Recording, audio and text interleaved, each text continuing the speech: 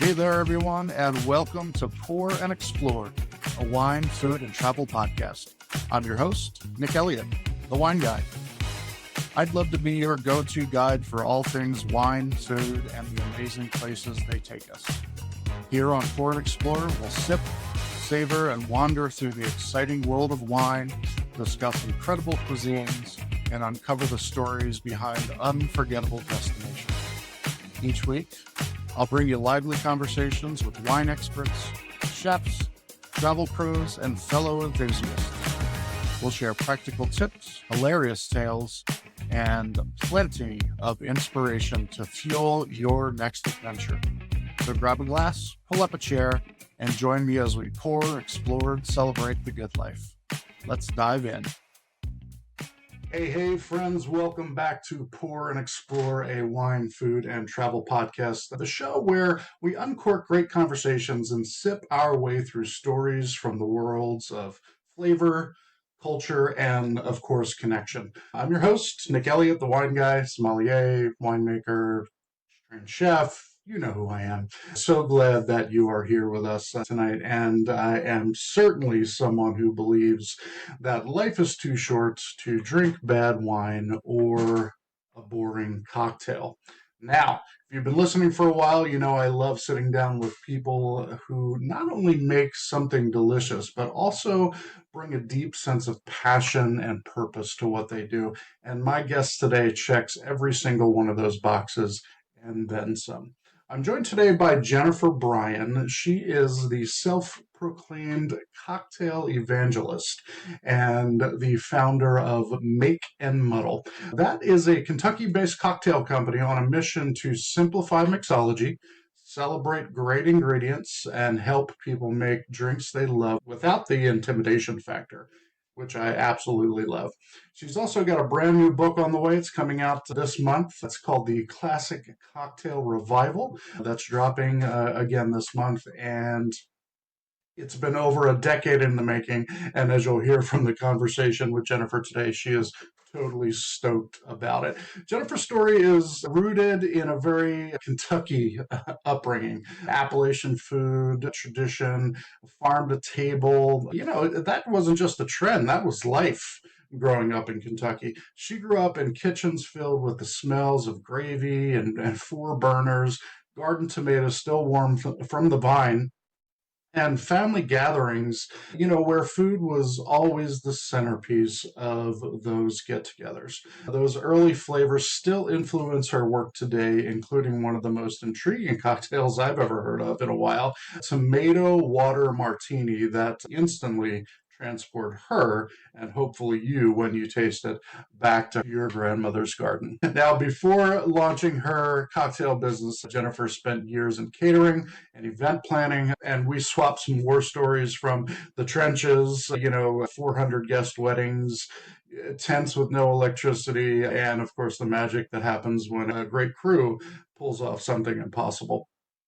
We have a lot in common that way.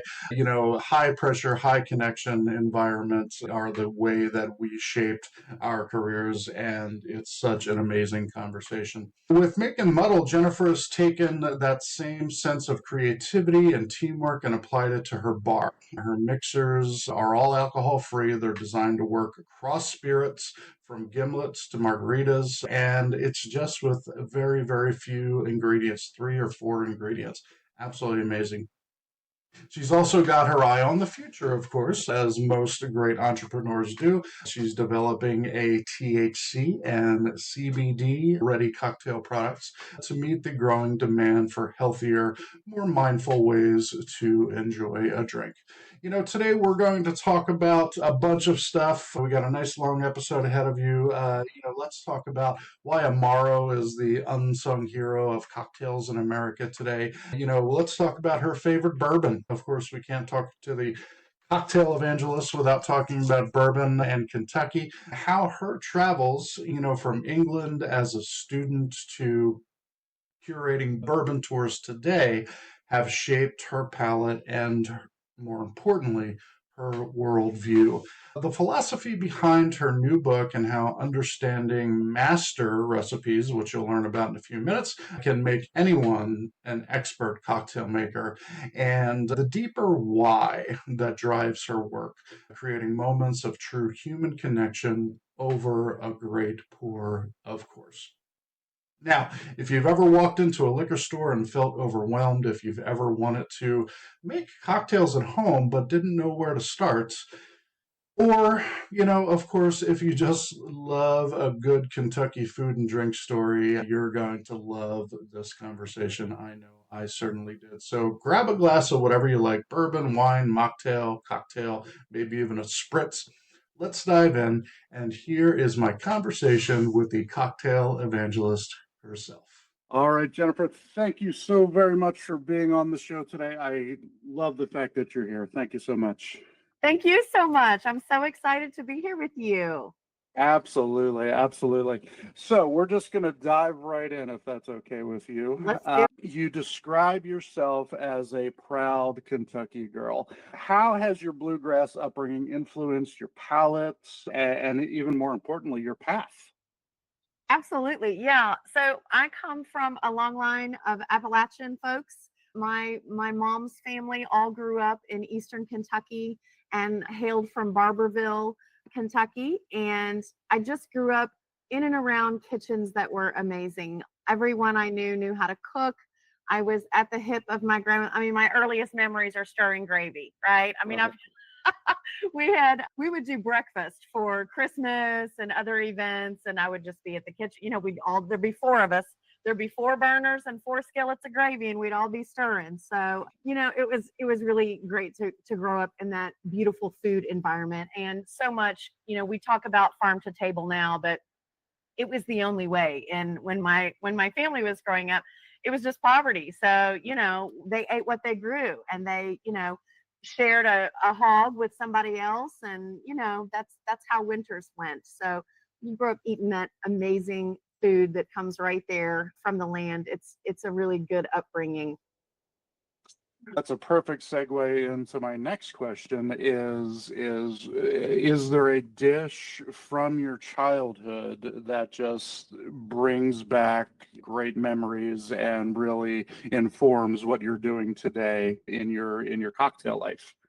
One of my favorite memories, and it's going to sound bizarre when you start talking about biscuits and gravy and all the wonderful baking that they did, but tomatoes off the vine in the summertime, like there is this smell of the tomato vines that I am instantly 6 or 7 years old, right? I'm instantly in the garden with my mom and my grandmother and my aunts picking tomatoes. They're so warm as they come off the vine. That taste, I mean, we would eat them like apples in the garden. They were so amazing. And I have a cocktail now that I do tomato water martini, where I crush fresh tomatoes and drain all of the water out of it overnight, and you get this clarified tomato water, and then I use that as an ingredient in a tequila martini. And it is like the minute I take a sip of it, I am instantly back in the garden with my family and can smell the tomato vines. So it's a fun cocktail. It sounds amazing, and I love that story. I grew up in Philadelphia, so I'm a city boy. I grew up in the city, and I never knew what a real tomato tasted like until I moved to California Wow. in 2004. The first time I ever tasted a tomato off the vine, I absolutely fell in love Yeah, with you just want to it. cry. Like it's the most Yes, perfect flavor. absolutely. Are you kidding me? Exactly. Is Wait, this this is real? what it's supposed to taste like? I didn't even know. Oh my goodness, my goodness. Well, I talked a little bit about your background at the top of the show, but I want to go into it just a little bit because you and I have followed a lot of the same path in our lives. I was in catering for many years. I came out of culinary school in the 90s and did the chef thing for a while. I was in the wedding business for so long, and I understand you've done tons of event planning in a past life. Yes. What's your one favorites? I know you've got 10,000 of them because I know I do. What's your one favorite story from your wedding business? So my catering, I was catering actually at that time with another Mhm. caterer. Mhm. And we did this beautiful wedding here in Louisville. And we catered it out of a tent that had no water and no electricity. And we were like it was for 400 people. It was a sit down formal dinner. They did family style, but there were, 3 servers per table. But I have never in my life expedited food the way that I did that night. Like it was like, literally just this big U shape of 6-foot tables in the Oh, tent with I know plates as it. far as the eye can see, and everybody's a machine, and it's just tick, tick, tick, tick, tick. And the flow of those evenings, the flow of those events is so magical that at the end of the night, you can barely walk to get into your car. You're so tired. You're like, I need like White Castles and a straight bourbon right now before I get into the bed. Yes. I barely walk, and I know exactly what you're talking about, and barely see too, because you're, especially for the person who's in charge of that line, you're looking at every single plate and making sure, and then the colors start to jumble after a while. Exactly. That's exactly right. And how, it was one of those moments though, where when you're working with good people, like I would walk into the fires of hell with any fires of hell with a good crew. Let me say that, right? Yes, So yes. that night it was like, people are just pulling your ass out of the sling all night long. And at the end of the night, everybody's family. Yes. Absolutely.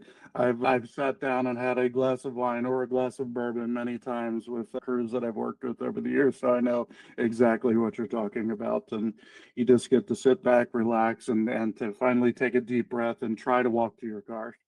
I know. And people don't believe it when you say, I was too tired to sleep. They're like, I don't even know what that means. Like, well, you've Oh been at it gosh. for 20 hours. Like, you're wired. I don't know.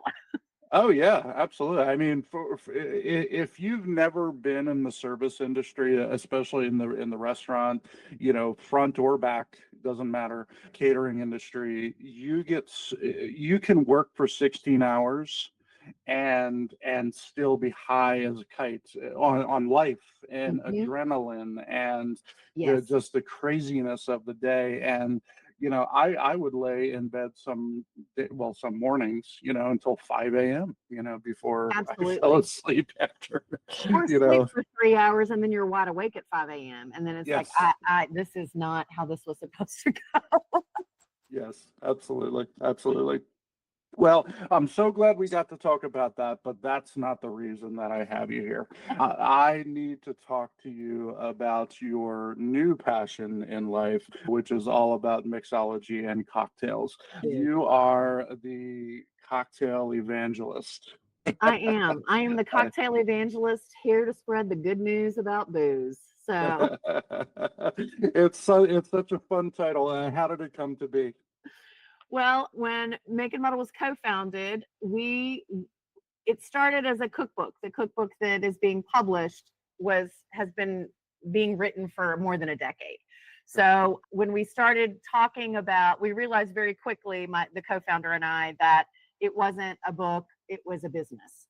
Mhm. And when we started thinking about our own backgrounds and our own history and our own family situations and dynamics growing up, we both were steeped in religion in our families. Mhm. And that language came very easily to us. And it was kind of a tongue-in-cheek way to make that history our own. And that's how Make Muddle was born, how cocktail evangelism was born. That's great. That's great. And we're going to talk about the book in just a minute, but I want to talk a little bit more about the origins of this Yes. great thing that you've put together. Well, let's talk basics first. What is one underrated or overlooked ingredient that you feel can totally transform a drink? Oh gosh, so many. We could start with vermouths. We could start with Amaro. I'm a big Amaro fan, and it's just a sleeper in the United States. We don't Yes. talk about it much. You really like mixologists know about it, craft bartenders know about it, but the general population, it's such an overwhelming category, first of all. And also it's a struggle sometimes to find a good selection of them. So, Yes. I mean, everybody can find things like, the Montenegro or Chinar or any of those other, liqueurs like that. But when we start getting into the more abstract ones from Italy or wherever, those tend to baffle people. They don't know what to do with them. They don't know. And they're quite honestly not inexpensive they're, when you're paying $25, $35, $40 for a bottle of Amaro or liqueur or even good vermouth. And the vermouth industry, bless their hearts, have figured out the 375 milliliter bottle for that, just Right. because you're not using that much of it, right? Yes, yes. We need the Amaro industry to do that as well. That would be super helpful. Absolutely. I completely agree with you, by the way, specifically about Italian liqueurs. So many beautiful liqueurs coming out of the country of Italy, beautiful citrus liqueurs and herbaceous liqueurs and all of these things that just a splash or a half a jigger, it just lights up so many drinks. It does, and transforms and gives it this instant depth that it was missing before. Like, you're like, I'm not really sure what that needs, but let me try this and see what happens. And when you get it in there, it's like it all just gels. It's beautiful. Yep, absolutely. So moving on to one of my favorite topics, and I know one of your favorite topics is bourbon. You are there in Kentucky, and obviously the seats of amazingness when it comes to whiskey in the U.S. Well, let's start here. What's your favorite? Just boom. What's your favorite? If I could only have one bottle for the rest of my life, it would be the Eagle Rare 17. Okay. All right. I have a lot of them. It's kind of, I always tell people, it's like picking your favorite kid. Like, it depends on what's happening. I know which kid I need with me when I'm in the trenches. I know which kid I need with me at the concerts. It's the same kind of thing with spirits and bourbons.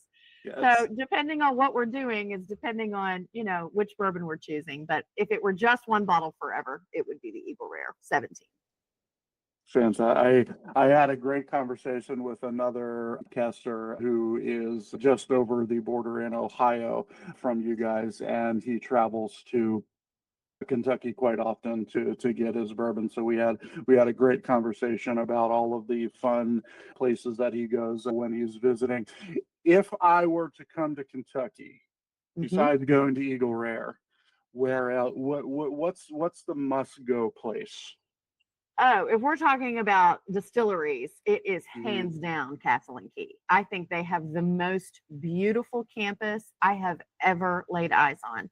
And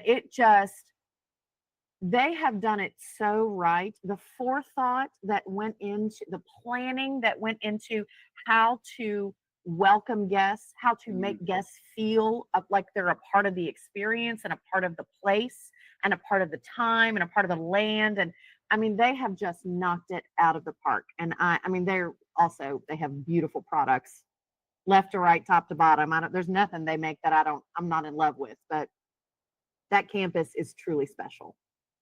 Fantastic. Yeah, I love talking about, especially with you being on the ground. I love talking to people because this show is also about travel. So I want to make sure that I'm incorporating stuff like that into the show because, if they hear it from you, obviously the Cocktail Evangelist is not going to lie to you and tell you a bad place to go. Right. We do, bourbon tourism and curating bourbon experiences for travelers is part of Make Muddle's business too. So that is always so fun when you get, big whiskey people that are like, what we are putting ourselves in your hands for 3 days. What do we need to do? And then it's just, I get to be a mad scientist and send them all the great places. Yeah. Well, I'm so glad you brought that up because that was going to be my next transition point is that that's another place that you and I, have in common is doing these excursions for, in your case, whiskey lovers. I do the same for wine lovers, Love it. taking them around the world and so on. And I absolutely love doing it. So I you just got assume back from France recently, didn't you? I did. Yes, Right, yeah. absolutely. I got back from Bordeaux about 3 weeks ago. Mhm. Oh, good. Did you have the best Yes. time ever? Oh, it was an amazing time. I love river cruises, which is why I do so many of them. And Europe has 1,000 of them, and Hmm. you're never missing the beat when it comes to wine. And this time I'll give a little shout out to Avalon Waterways. I was sailing with this time around and had such an amazing experience. Absolutely loved every minute of it. So yes, I love France and I love river cruising So and I fun. love what I do. And I Yes, assume that you love what you do. Otherwise, you absolutely. wouldn't be doing it. You don't seem like a girl who'd be doing something she didn't want to do. That's exactly travel, and you know this. There is a freshness that you look at the whole world with when you come Yes. back from traveling someplace. Yes. Like it expands our own borders of our minds and our lives and our experience so much. And Yes.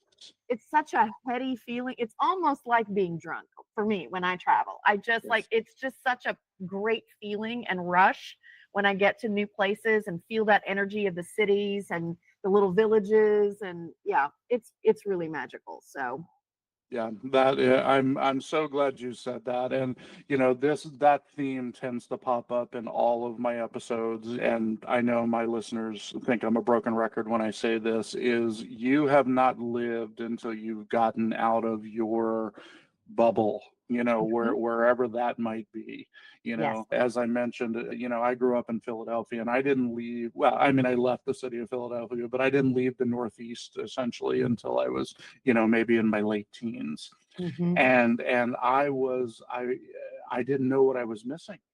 Right. There's this literally this whole world out there, Yes. that you have to experience. And if you don't experience it, you are doing yourself and everyone else around you a disservice. And even It's outside the US, like that's where the greatest shocks for me came when I was the same. I was late teens. I went to college for a semester. There was a sister school outside of London in Grantham, England, and we went to school there. But the first month that I was there, it was like the doors of my mind had been kicked open. Like my yes, reality shifted. I thought I knew some things. I didn't know anything about anything. right. And meeting all of these people as we traveled for those 6 months, those 4 months, meeting all these people from different parts of the world and talking politics with the guys from Scotland and talking politics from the guys from, Japan, and talking to the girls from Australia about what's going on there. It was just so eye-opening and so refreshing. And I still seek those cultural connections Mhm. anytime I travel, just because they feel so real to me. That connection of people sitting down together and either sharing a glass of wine or a bourbon or a meal or whatever it is, just, the moments of true human connection are what we're chasing all the time. Yes, yes. Amen, Cocktail Evangelist. Amen to that. Oh my goodness. So, Make Muddle, you got this great company there in Kentucky. Tell us a little bit about that. I'm going to make sure that everyone gets over to your website because it's a can't miss. But let's have a couple of bullet points about the amazingness. Of Make Muddle, well, our entire purpose is that you can have a 3 or 4 ingredient cocktail no matter who you are, no matter where you are, no matter what you're working with. So that was the goal going into it. We wanted to simplify how people approached cocktails. It's so intimidating. And you're seeing it in the middle of the liquor store, and it's it's aisle after Yes. aisle after. You're like, I don't know what the hell I'm doing. I don't have any idea where to start. And they're not any help because they don't know what you want. If you knew what Right. you wanted, they would be a great help. But most of them are like, So when we started down the product road, it really like the angels sang, the sky opened and the angels sang. The co-founder, I bought my co-founder out a few years ago, but when we started the business, we both have such a strong culinary background. And so it was really just about putting magical flavor combinations together and taking a 6 or 7 ingredient cocktail down to 3 or 4 ingredients. That was the goal. And then thinking about cocktails in that way really kind of blew the doors open for what the flavor combinations could be. It was really important that every product worked with every spirit, that there were no one-trick ponies. They could do everything from gimlets to, margaritas and everything in between. So that was how it started. And, I have 4 new products that are dropping this fall that are very exciting. It's very exciting, and I just love it. The creative end of it is always so good. Absolutely. So your number one business are these amazing mixers that you're making, and these are alcohol-free mixers. So They are. Yes. you can do them in any type of cocktail, any type of sparkling beverage, any type of mocktail as well. There's a whole line And that's moving available. into, we're moving toward THC cocktails right now also, which is very exciting. I think nationally, the laws are changing quickly. We are with THC and CBD RTD ready to drink cocktails. We're where we were like 5 or 6 years ago in alcoholic ready to drink cocktails.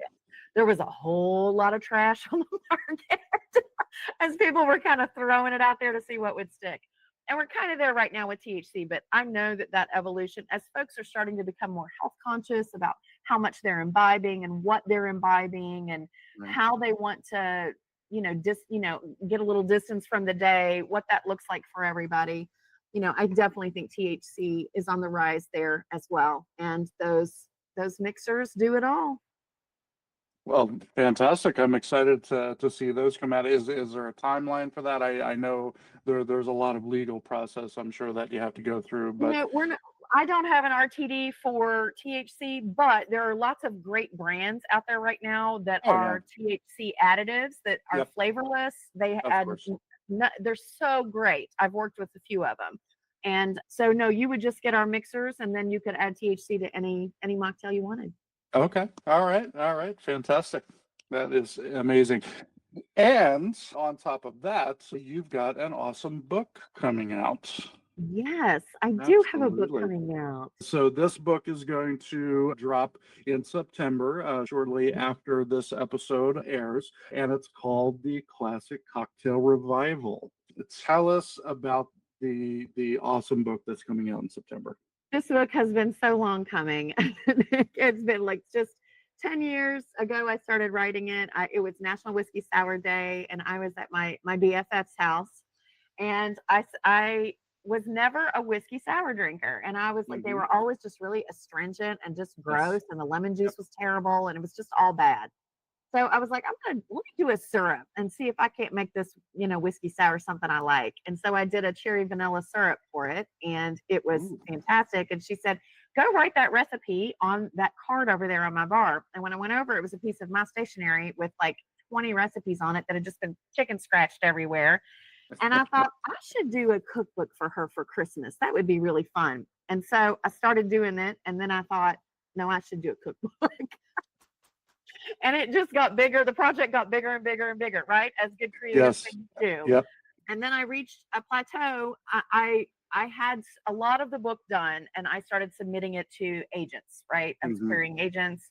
And they had great feedback, but they were like, it's just not ready yet. Come back when it's ready. So I was married at the time, and he said, you should ask our friend that we've, this friend of ours from college that we had always tweaked each other's recipes over the years. So I called him, and he was like, yeah, I'll be glad to take a look at it. And when we started looking at the book, we realized immediately that it wasn't a book, it was a business that we wanted to do together.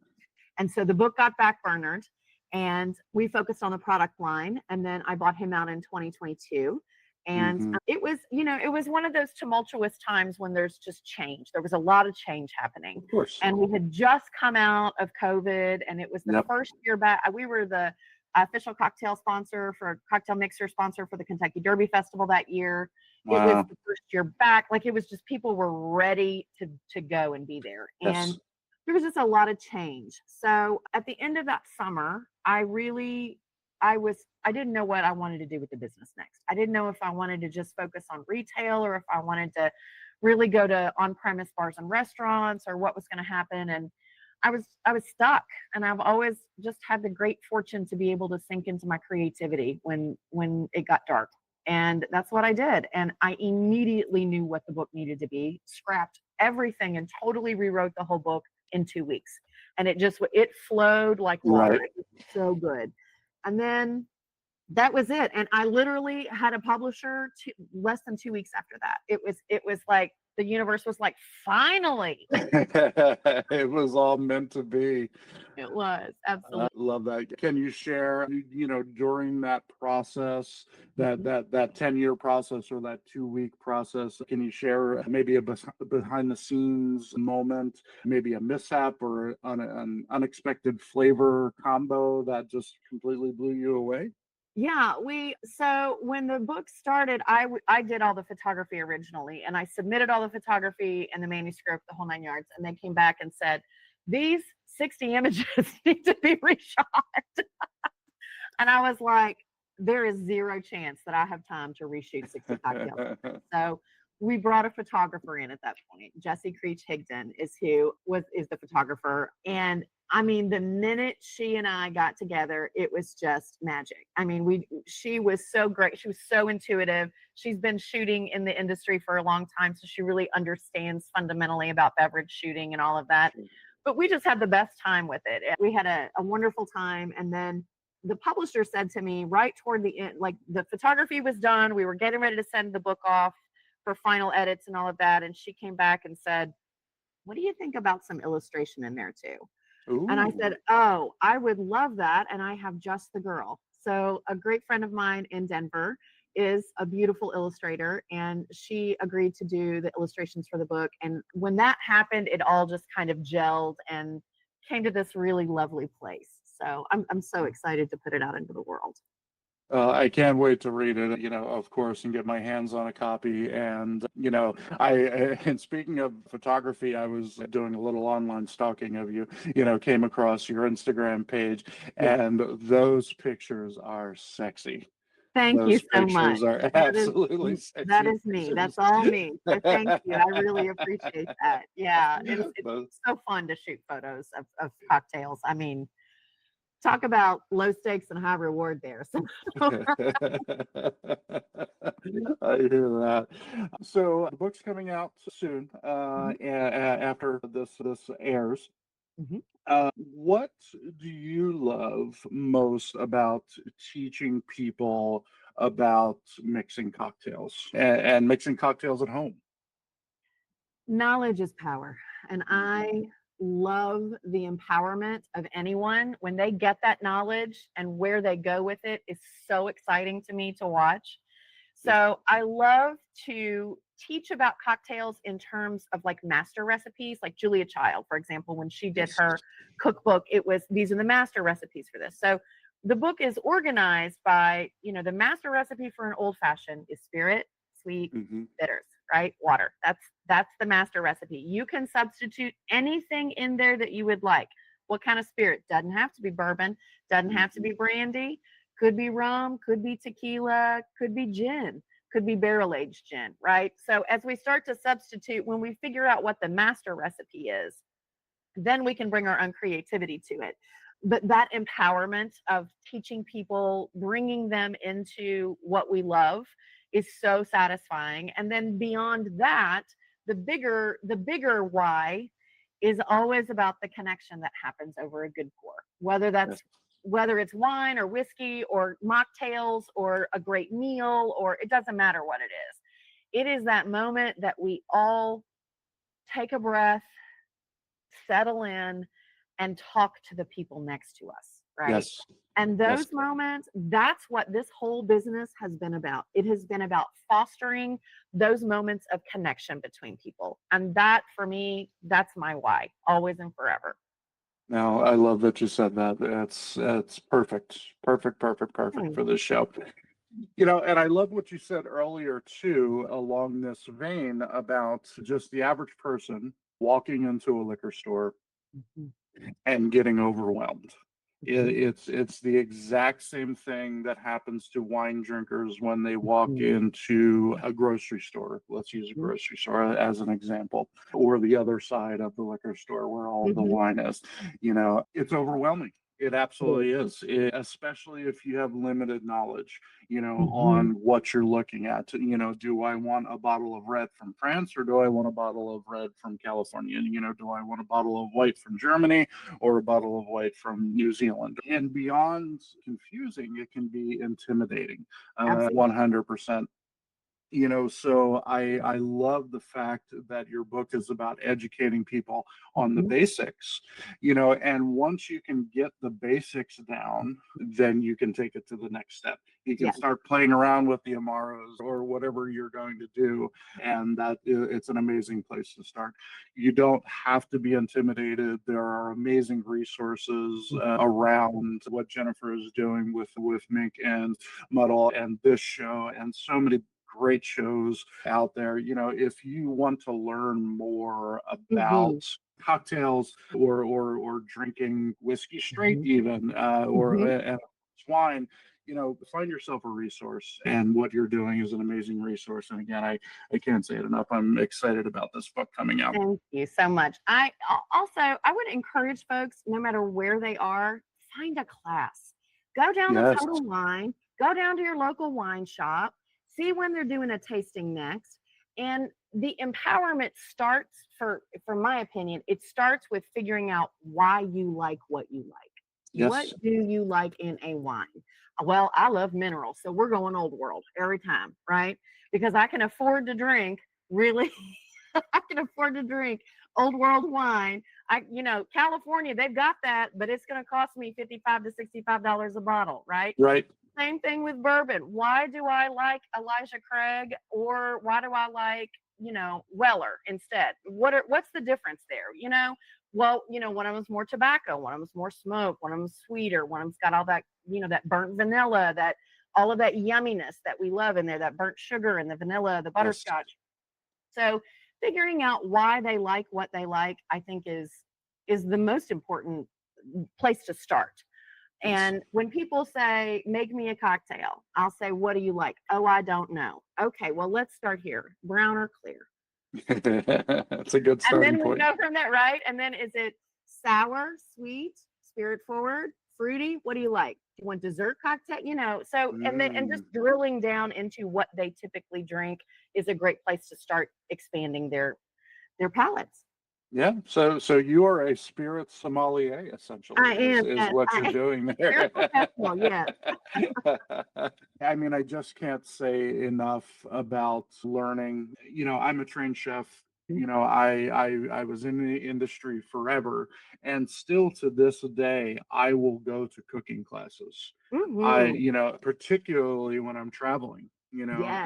I will, if I'm going to Bulgaria, I want to go to a Bulgarian cooking class, Yes, you do. and because I want to know what they're doing and how they're doing it. And you don't necessarily have to go to a Bulgarian cooking class, to learn, but I can almost guarantee you there's a cooking class in your town, or a spirits class in your town, or your local bar is putting on a mixology class, or That's something right. along those lines.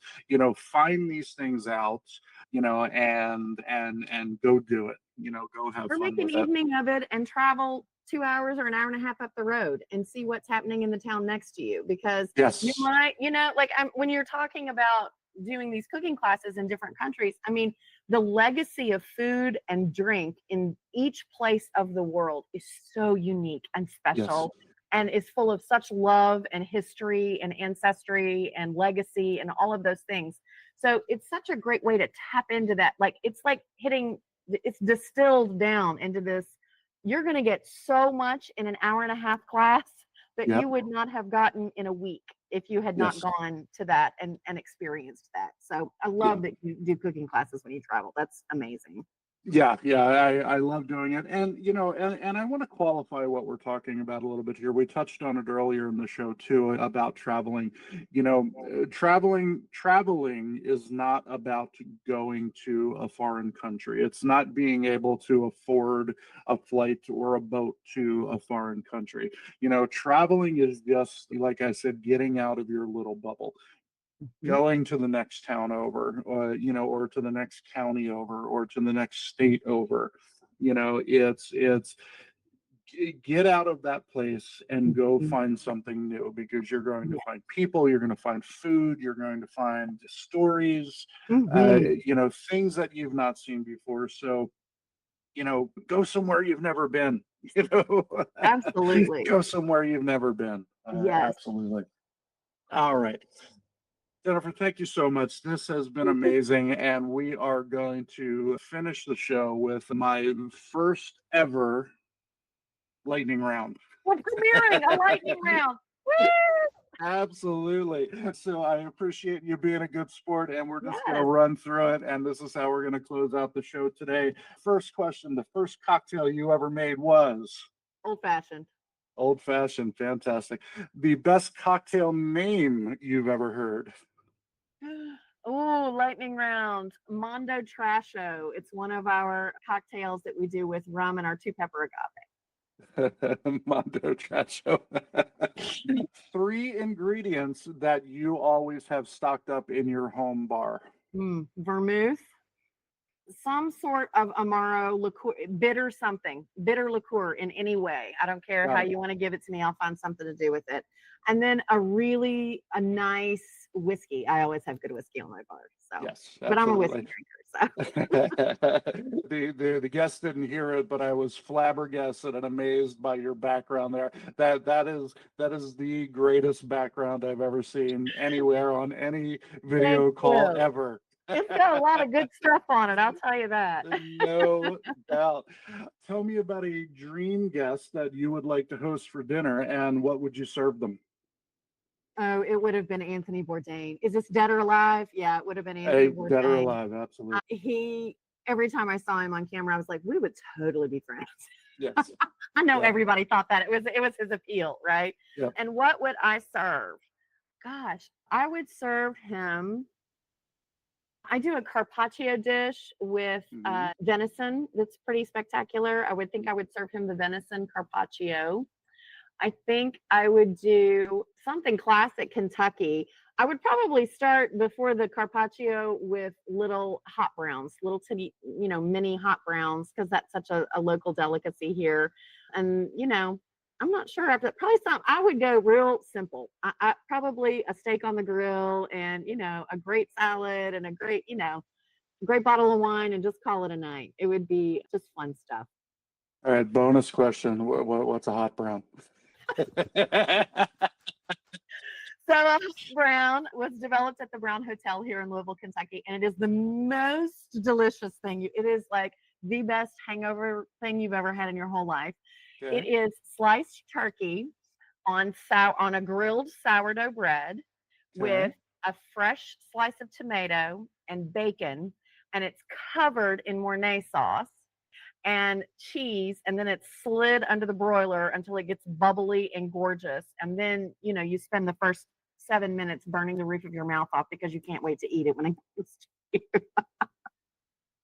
All right. Well, I am sold. I will be making that in the next week. Right. Most definitely. You got to come to Louisville to have it. It's perfect at the Brown Hotel.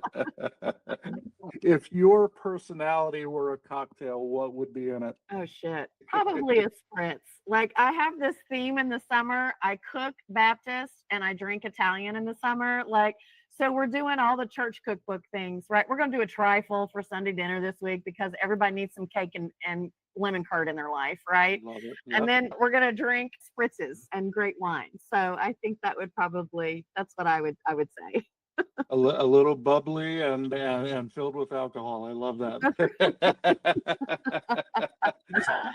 And our last lightning round question. Finish this sentence for me, Jennifer. A good cocktail should always what? Be what you like. It should always be what you like. Whatever about the rules.